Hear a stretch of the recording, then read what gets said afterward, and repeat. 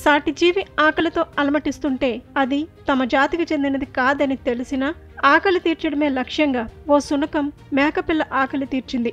ఈ ఘటన ఖమ్మం జిల్లాలో జరిగింది. భద్రాద్రి కొత్తగూడెం జిల్లా చండ్రుగొండ మండలం మంగయ్య బంజర్ గ్రామంలో సునావత్ హేమ్లా అనే మేకల కాపరి ఇంట్లో ఓ మేక 3 పిల్లలకు జన్మనిచ్చింది.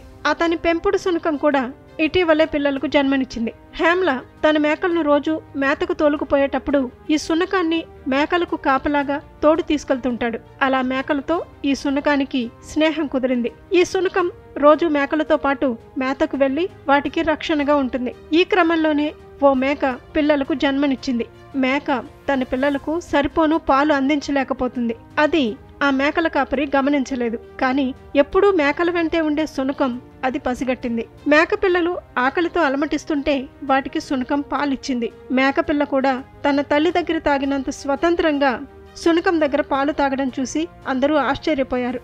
జాతి భేదం లేకుండా మేకకు పాలిస్తున్న శునకాన్ని చూసి ముగ్ధులయ్యారు. ఈ ఘటనకు సంబంధించిన వీడియో సోషల్ మీడియాలో వైరల్గా మారింది.